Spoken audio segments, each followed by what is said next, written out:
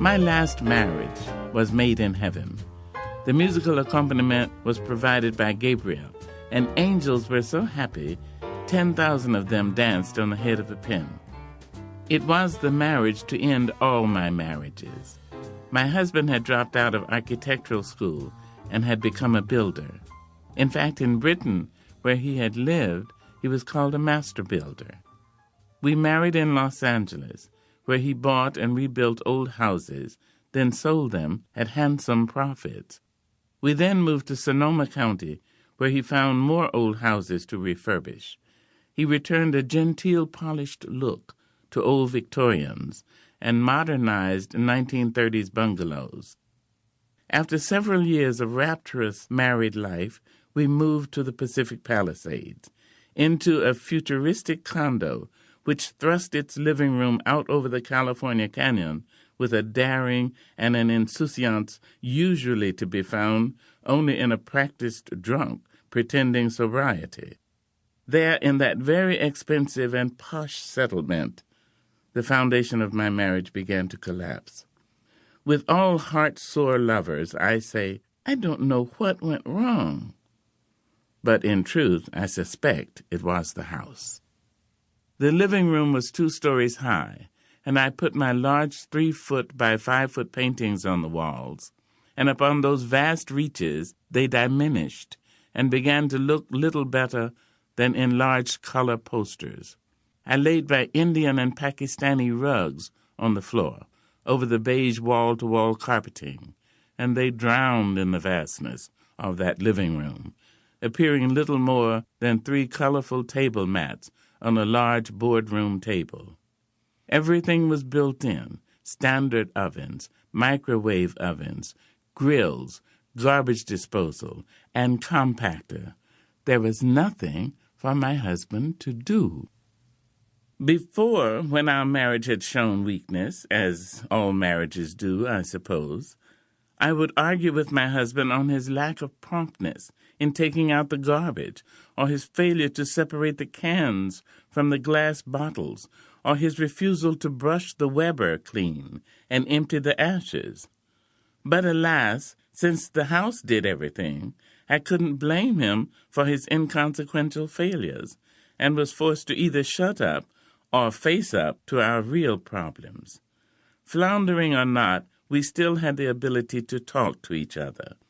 I asked what he thought was the matter, and he said, "It's this damned house. We are simple people, and it's too damned pretentious." I did question if we were truly simple people. I was the first black female writer-producer at 20th Century Fox, on the Board of Trustees of the American Film Institute, and lectured at universities from Yale to Milan, Italy. He was a builder from London, a graduate of the London School of Economics, the first near-nude centerfold for Cosmopolitan magazine, and formerly husband of Germaine Greer. Our credentials, good and bad, hardly added up to us being simple people. We both agreed that the house was separating us.